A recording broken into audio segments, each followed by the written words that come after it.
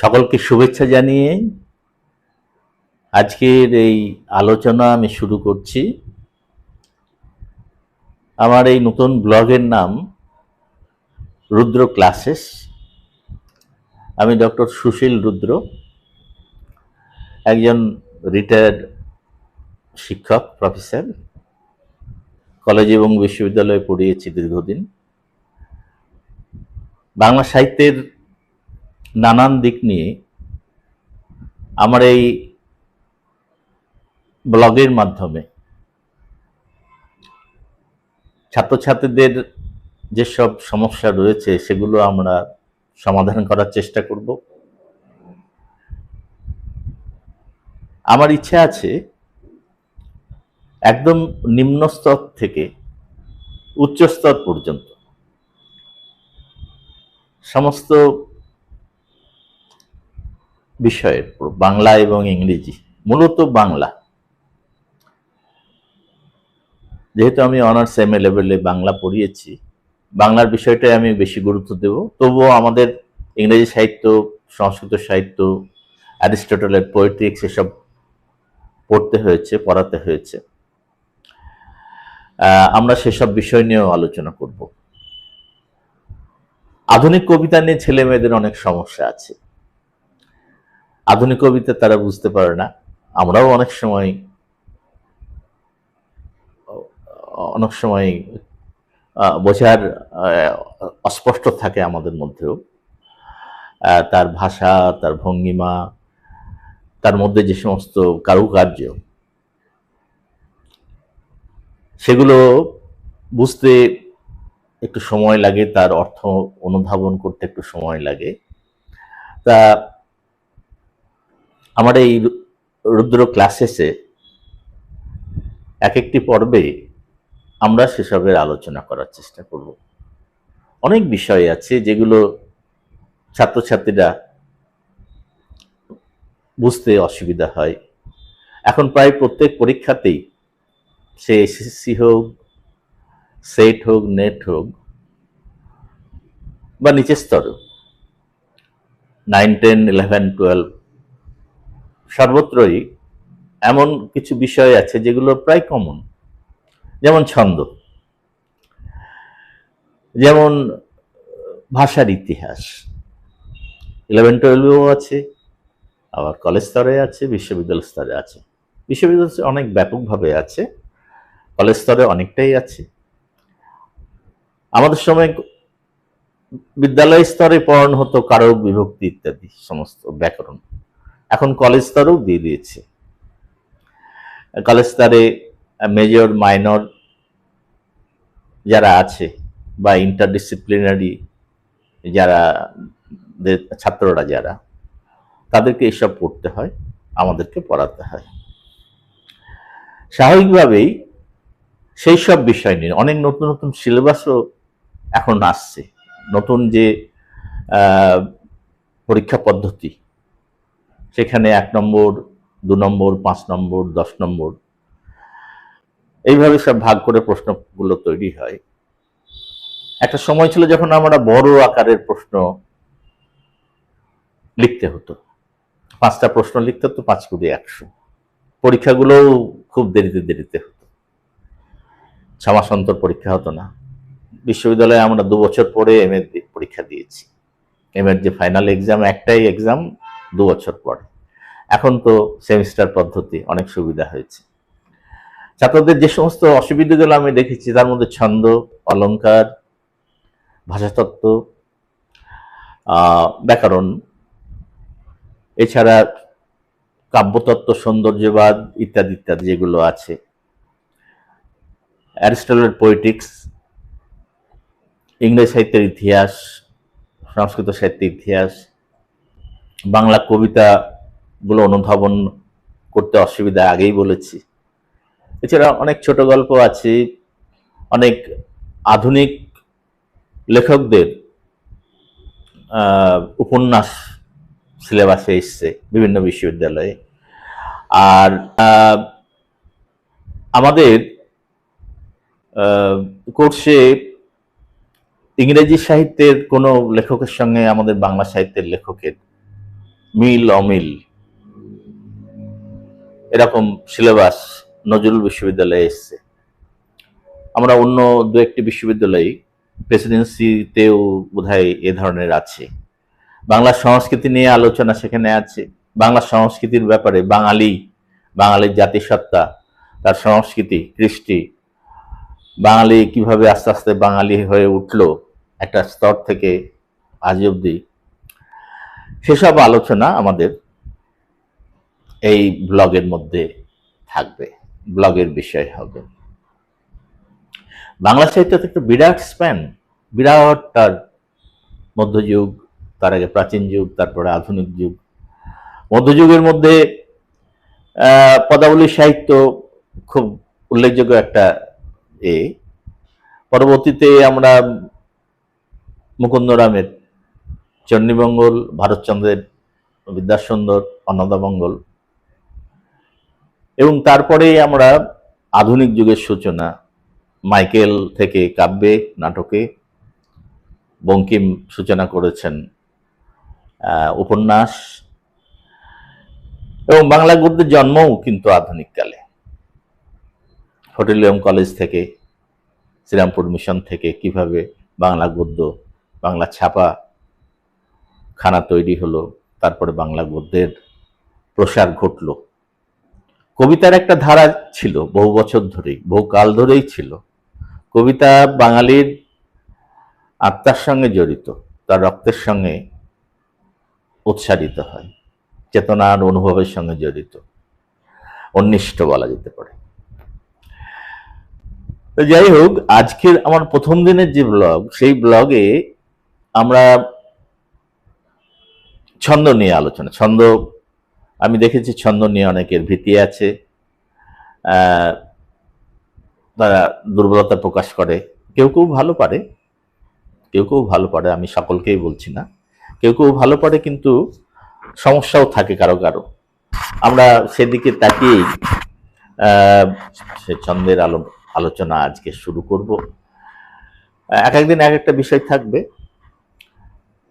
হয়তো ধারাবাহিকভাবে ছন্দ দু একদিন পরে পড়িয়ে আমি ইংরেজি সাহিত্য এবং আমাদের সাহিত্যিকদের যে তুলনা, যেমন স্কটের সঙ্গে বঙ্কিমের, ওয়ার্ডসওয়ার্থের সঙ্গে রবীন্দ্রনাথের,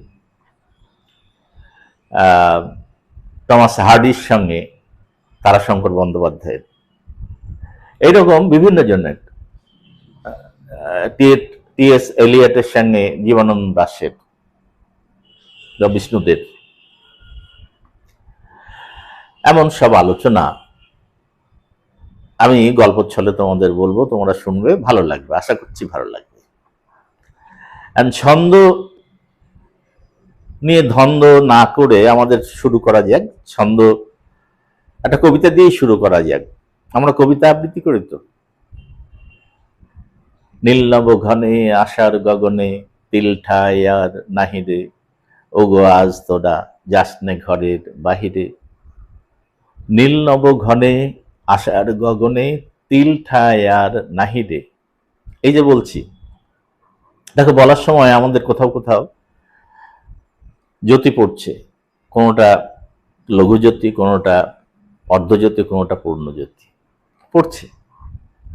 আর একটা কবিতা পড়ি, সয়না সোনার নিক্তি যেমন ওজন ফারাক আদরতির, তেমনি সূক্ষ্ম কানের নিরিখ একটু খুঁতেই হয় অথির। দেখো, ছন্দ করতে গেলে আমাদের লয়টা ঠিক রাখতে হয়। এক একটা কবিতার এক একটা লয়, সেই লয়টা কিন্তু আমাদের ধরতে হয়, না হলে ছন্দের পর্বভাগও ঠিক হবে না, মাত্রা গণনাও ঠিক হবে না। এক একটা ছন্দের মাত্রা গণনার এক এক রকম রীতি, সেটা লয় অনুসারে হয়।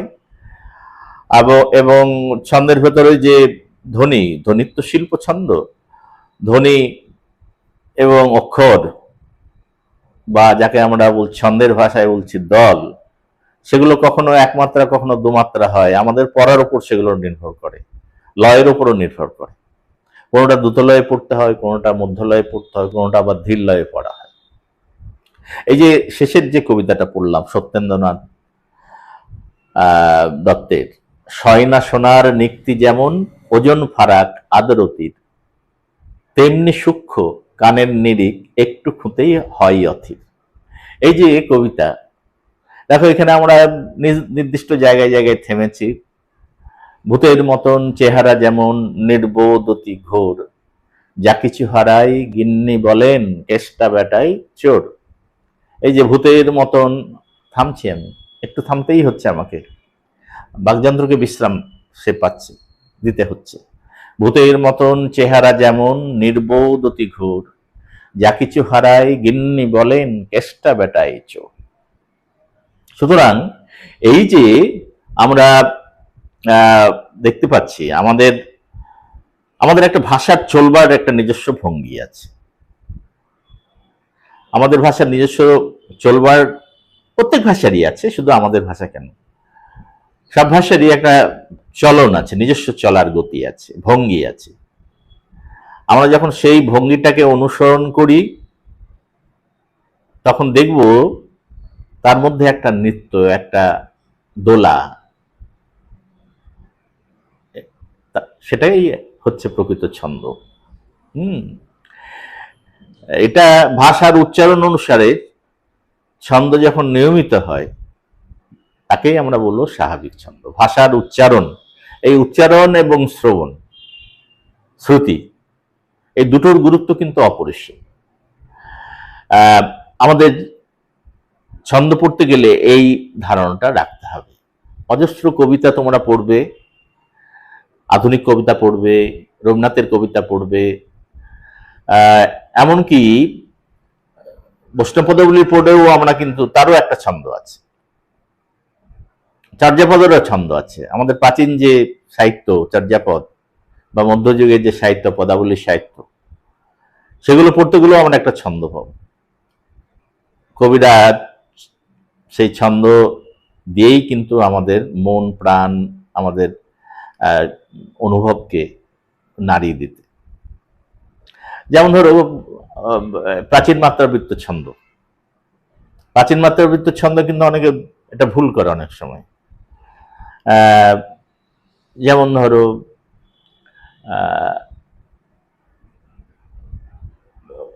কণ্টক গারি ক মলসম পদতল, এই যে বলছি কণ্টক গারি ক মলসম পদতল, মঞ্জির চিরহি ঝাঁপি, গা গরি বাড়ি ঢারি করি পিছল, চলত হি অঙ্গুলি চাপি চাপি। এই যে টেনে পড়ছি কোথাও কোথাও কোথাও, যেখানে দেখা যাচ্ছে মুক্তদল মানে টেনে পড়ার দরুন দোমাত্রা হয়ে যাচ্ছে। আমাদের আধুনিক বাংলাতেও আছে।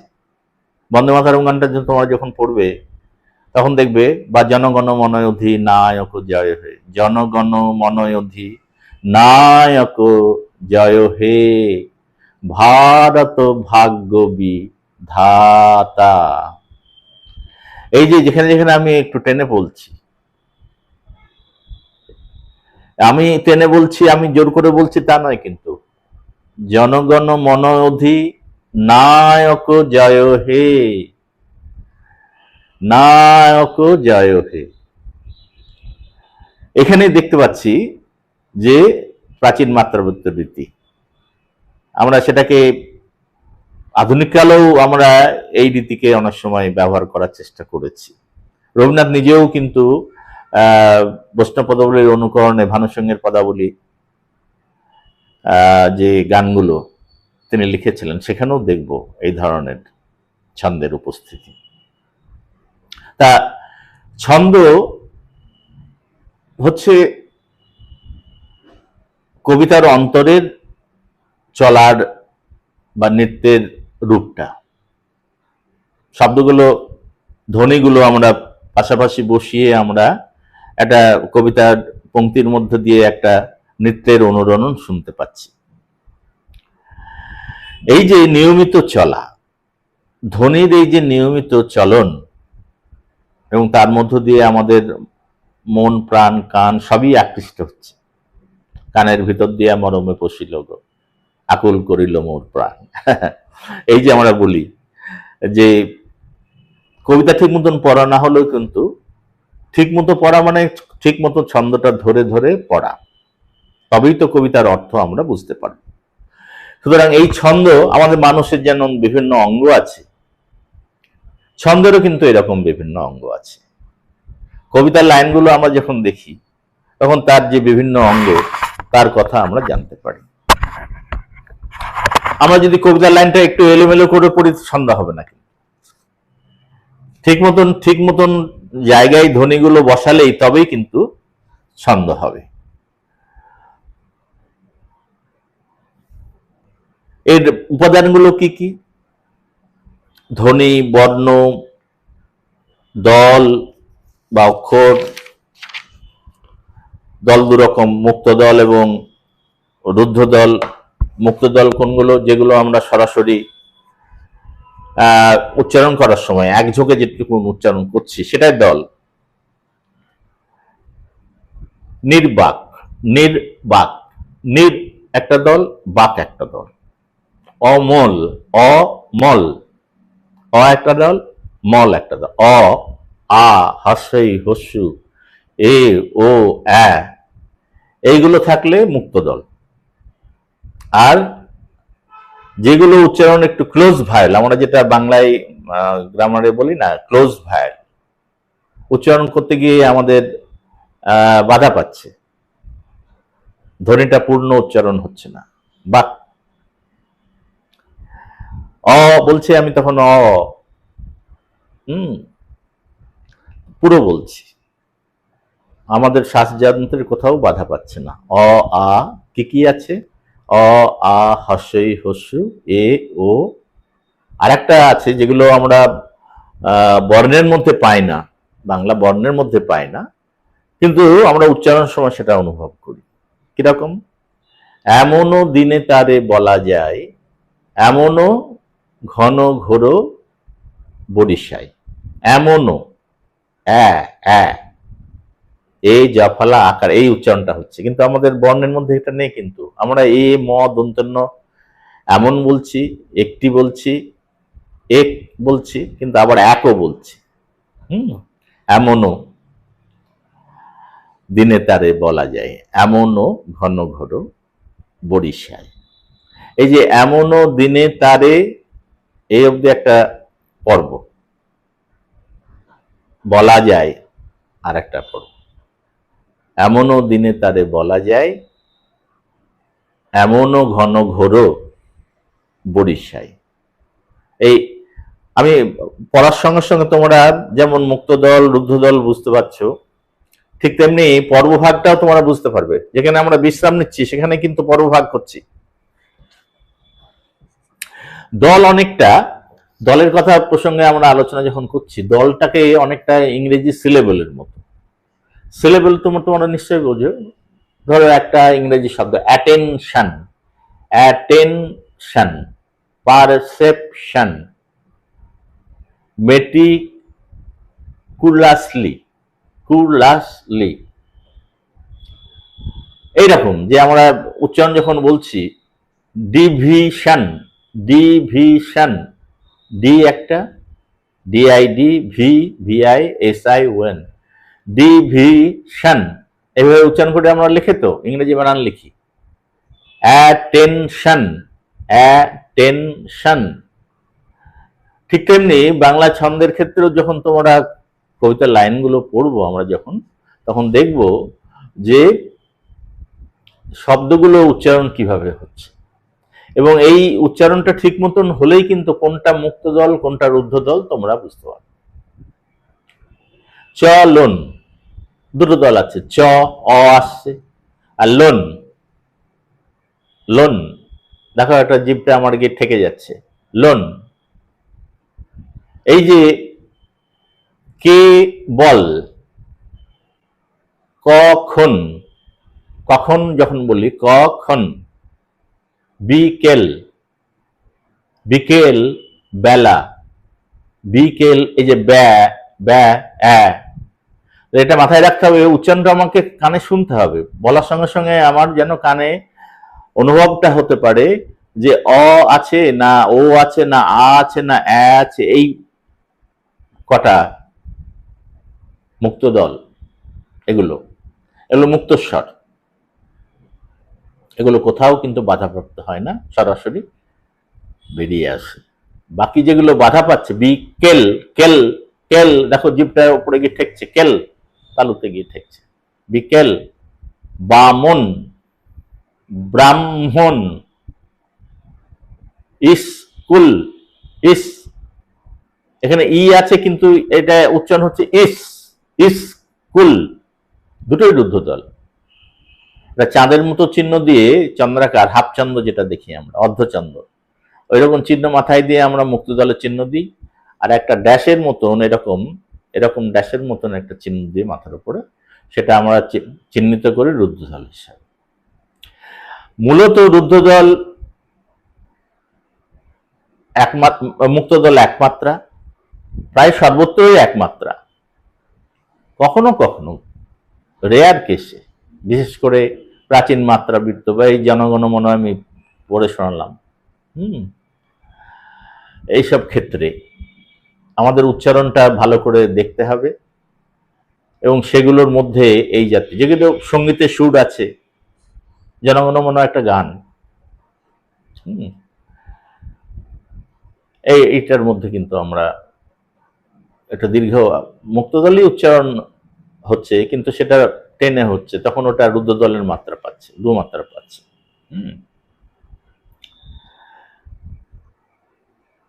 এরপরে আমরা আসবো, দলের কথা বললাম বুঝলে, কলা বা মাত্রা।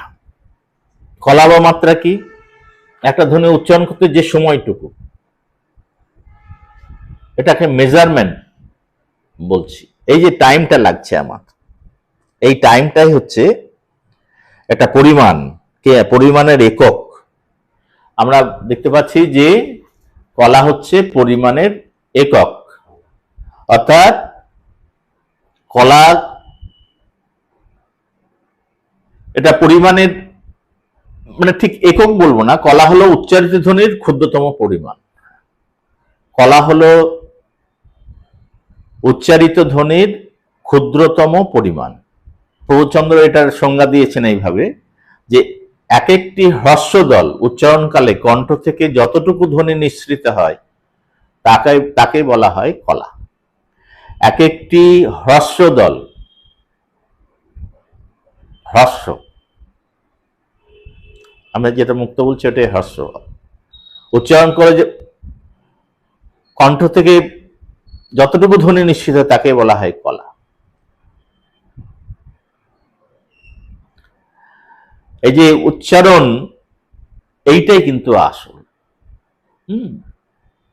যেমন সেন্টিমিটার, সেন্টিমিটার, তাহলে আমরা সেন্টিমিটার এই শব্দটা যদি থাকে, তাহলে সেন রুদ্ধদল দুমাত্রা, টি ই আসছে, হর্ষে উচ্চারণ হচ্ছে, এটা মুক্তদল একমাত্রা, মি ই আসছে, হর্ষে আসছে, এটাও মুক্তদল।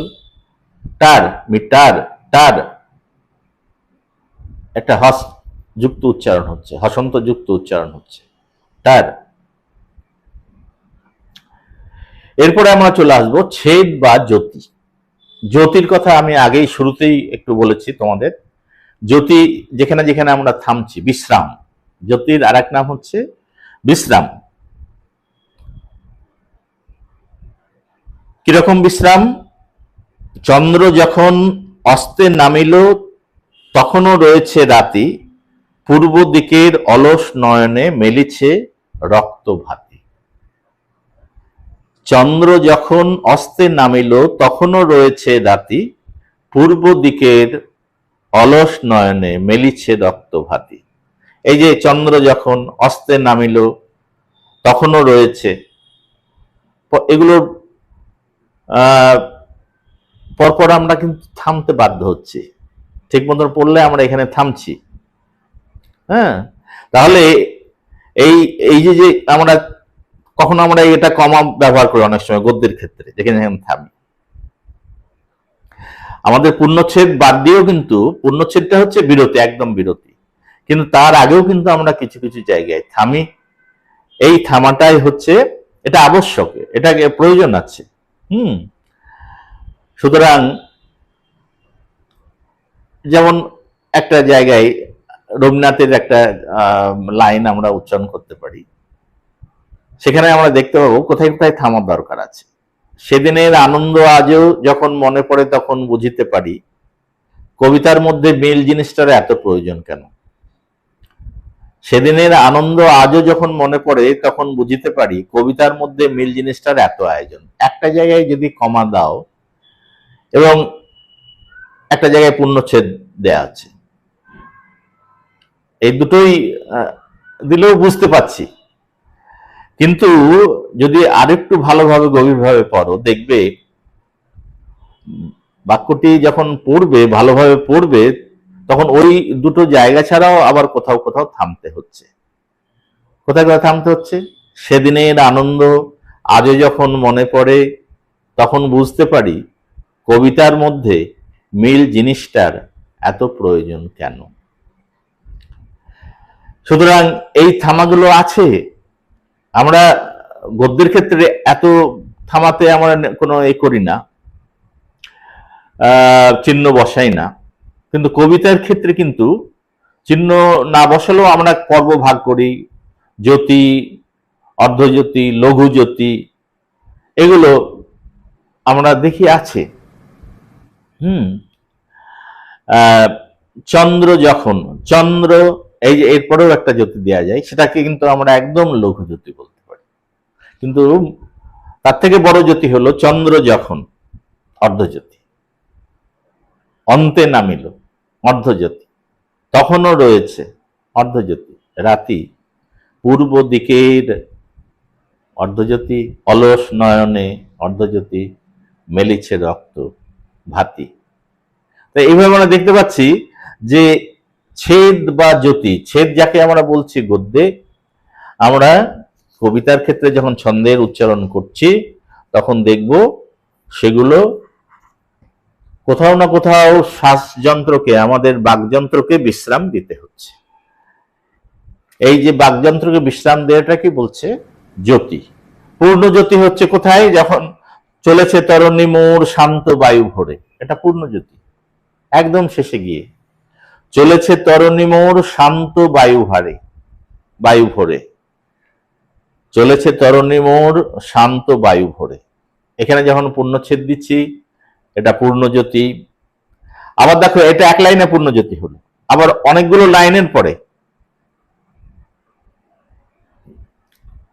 সেখানে আমরা দেখব, যেমন অন্তর হতে আহরি বচন, আনন্দ লোক করি বিরচন, গীতরস ধারা করি সিঞ্চন, সংসার ধুলি জালে। এইখানে গিয়ে এইখানে পূর্ণজ্যোতি পড়েছে চতুর্থ চরণের শেষে। অন্তর হতে আহরি বচন, আনন্দ লোক করি বিরচন, গীত রসধারা করি সিঞ্চন, সংসার ধুলি জালে। এখানে যেমন পূর্ণচ্ছেদও পড়েছে, এখানে পূর্ণজ্যোতিও পড়েছে। এই পূর্ণজ্যোতি বসানোর জন্য একটা দাঁড়ি চিহ্ন আমরা দিয়ে থাকি। অর্ধজ্যোতির কথা আগেই বলেছি। শৈবাল দিঘিরে বলে উচ্চ করি শির, শৈবাল দিঘিরে বলে উচ্চ করি শির, লিখে রেখো এক ফোঁটা দিলেম শিশির। এই যে বলে আর ফোঁটা পরে আমরা অর্ধজ্যোতি দিচ্ছি, আমাদের বিশ্রাম দিচ্ছি ওইখানে। অর্থাৎ চিহ্নিত দুই স্থানে পূর্ণজ্যোতি পড়েছে, আর যেগুলো ডবল দাড়ি দিচ্ছি সেখানে অর্ধজ্যোতি। সোজাসুজি দুটো দাড়ির মতন যখন দিচ্ছি, আমার যেখানে অল্প বিশ্রাম নিচ্ছি, একটা পূর্ণজ্যোতির মাঝখানে যখন অল্প বিশ্রাম নিচ্ছি, কিন্তু অর্ধজ্যোতি থেকেও আরো লঘুজ্যোতি আছে, তার থেকে অর্ধজ্যোতিতে বিশ্রামটা একটু বেশি দিচ্ছি, কিন্তু আর পূর্ণজ্যোতিতে অনেকটা বিশ্রাম দিচ্ছি। লঘুজ্যোতির উদাহরণ কিরকম?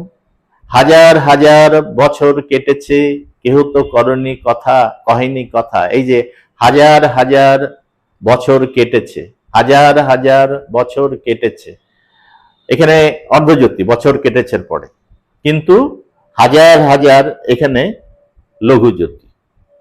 এবং তারপরে কেহ তো কহেনি, এখানে লঘুজ্যোতি, কথা, এখানে পূর্ণজ্যোতি। তাহলে লঘুজ্যোতি বুঝলে। আর এর থেকেও যখন ছোট বিশ্রাম পায়। যেমন ধরো, ভূতের মতন চেহারা যেমন নির্বোধ অতি ঘোর, যা কিছু হারাই গিন্নি বলেন কেষ্টা বেটাই চোর। ভূতের মতন, ভূতের মতন, এই যে ভূতের মতন, কোলন দিয়ে, এই যে ভূতের পরে কোলন দিয়ে একটু সামান্য থামছি, আমরা খুব অল্প বিশ্রাম নিচ্ছি। আমাদের শ্বাসযন্ত্রকে প্রায় মানে বিশ্রাম না নেওয়ার মতনই খুবই অল্প বিশ্রাম দিচ্ছি। ভূতের মতন, এই যে ভূতের একটু একটু অল্প দিচ্ছি, এটা বলছি আমরা উপযুক্তি। এটা ওই দুটো ফোঁটা কোলন চিহ্ন যাকে বলি আমরা, সেই চিহ্ন দিয়ে ভূতের পরে কোলন। যদি তোমাদের বলে যে উপযুক্তি কি বা উপযুক্তি বুঝিয়ে দাও, তখন তোমরা ওই পর্ব ভাগ করে দেখিয়ে দেবে কোনটা উপযুক্তি, কোনটা অর্ধজ্যোতি, কোনটা লঘুজ্যোতি, কোনটা পূর্ণজ্যোতি। তাহলে নিশ্চয়ই বুঝলে আজকে। আজকে আমরা মোটামুটি আজকে অনেকটাই হয়ে গেল, এরপরে আর ভালো লাগবে না। আমরা জ্যোতি অবধি পড়িয়ে দিলাম, ছন্দের একটা ক্লাস মোটামুটি নিলাম। এরপরে পরের যে ছন্দের যে উপকরণগুলো বা উপাদানগুলো আছে সেগুলো নিয়ে আলোচনা করব, এবং তোমাদের কাছে যাতে ছন্দটা পরিষ্কার হয়ে যায়, যাতে কোনো বাধা না আসে। ছন্দ শিখতে গেলে কিন্তু কবিতাগুলো পড়তে হবে, বারে বারে কবিতা পড়লেই ছন্দের ভিতরের লয়। আমি যে এই যে তিনটে লয় আছে বলছি, একটু বলে নি যে ছন্দের তিনটে লয়ের উপরে ছন্দের নামগুলো হয়েছে। তিনটে লয় কি কি? দ্রুত লয়, মধ্য লয় আর ধীর লয়। দ্রুত লয়ের কবিতা কোনগুলো? ছড়া ছন্দের যত কবিতা আছে, যত কবিতা আছে, হ্যাঁ, সেগুলো হচ্ছে দ্রুত লয়ের যত ছড়া ছন্দ। রবীন্দ্রনাথ এই জন্য বলছে যে লৌকিক ছন্দ, ছড়া ছন্দ বলছেন লৌকিক ছন্দ। ধান ছেলে ঘুমালো, পাড়া জড়ালো, বর্গি এলো দেশে, বুলবুলিতে ধান খেয়েছে, খাজনা দেব কিসে। এই যে ছেলে ঘুমালো, পাড়া জড়ালো, বর্গি এলো দেশে, বুলবুলিতে ধান খেয়েছে, খাজনা দেব কিসে। মধ্যলয় কোনগুলো? এটা আমি দেখো পড়াটা একটু দ্রুত হলো। মধ্যলয়ের ক্ষেত্রে দেখো আর একটু কম, মানে লয়টা পড়ার গতিটা একটু কম হবে। ভূতের মতন চেহারা যেমন নির্বোধ অতি ঘোর, যা কিছু হারাই গিন্নি বলেন কেষ্টা বেটাই চোর। বা ধরো নীল নব ঘনে আশার গগনে, তিল ঠাঁই আর নাহিরে, ওগো আজ তোরা যাসনে ঘরের বাহিরে। এটা মধ্যলয়। আর ধীরলয়ের ছন্দ, ধর জীবন দাসের একটা কবিতা, আবার আসিব ফিরে ধান সিঁড়িটির তীরে এই বাংলায়, হয়তো মানুষ নয়, হয়তো বা শঙ্খচিল শালিকের বেশে। এই যে বলছি, এই যে পড়ার ঢংটা, এটা হচ্ছে ধীর লয়ের ছন্দ। সুরঞ্জনা, আজও তুমি আমাদের পৃথিবীতে আছো, পৃথিবীর বয়সিনী তুমি এক মেয়ের মতন, কালো চোখ মেলে ওই নীলিমা দেখেছ। এই ধীর লয়। এবং এই লয়টা ঠিক ধরলেই, কবিতার লয়টা ঠিক ধরলেই কিন্তু তার ছন্দের নামগুলো, তার এগুলো একদম বিজ্ঞান মাফিক, একদম পরপর পরপর তুমি বলে দিতে পারবে। দ্রুতলয় হলে মুক্তদল এক মাত্রা, রুদ্ধদল এক মাত্রা। মধ্যলয় হলে মুক্তদল এক মাত্রা, রুদ্ধদল দু মাত্রা। আর ধীরলয় হলে মুক্তদল এক মাত্রা, প্রান্তিক রুদ্ধদল দু মাত্রা, অপ্রান্তিক রুদ্ধদল বা পদমধ্য রুদ্ধদল এক মাত্রা। এই সোজা নিয়ম। আমি আবার পরের দিন এগুলো আবার আলোচনা করব, আমরা একটু রিক্যাপও করব। আগের দিনে এই যে আজকের দিনে আলোচনা করলাম, পরের দিনও সেটা বোঝাবো। আমরা এই জিনিসটা মোটামুটি তোমরা যদি একটু চর্চার মধ্যে রাখো, আমি আশা করি তোমরা খুব তাড়াতাড়ি এটা বুঝতে পারবে। তাহলে আজকে এখানে শেষ করছি, পরের দিন আবার ফিরে আসবো তোমাদের কাছে। তোমরা আমার এই ব্লগটার কে লাইক, কমেন্ট এবং সাবস্ক্রাইব করো, যাতে আমি উৎসাহ পাই। তোমাদের বন্ধুদের জানিয়ে দিও, তাদের বলো যে এখানে একটা স্যারের চ্যানেল আছে, তারা যেন দেখে। বাংলা সাহিত্যের বিভিন্ন বিষয় নিয়ে আমি আলোচনা করব, আগেই বলেছি। একদম মাধ্যমিক স্তর থেকে উচ্চ মাধ্যমিক স্তর হয়ে কলেজ স্তর, সব স্তরের, সে কবিতা হোক, গদ্য হোক, ছোট গল্প হোক, উপন্যাস হোক, ব্যাকরণ, ভাষাতত্ত্ব হোক, সমস্ত কিছু নিয়ে আমাদের আলোচনার বিষয় থাকবে। একটা পর্বে এক একটা। আজকে আলোচনাটা খুব বড় হয়ে গেল। তোমাদের সকল শুভেচ্ছা জানিয়ে আজকের মতো শেষ করছি। বাই।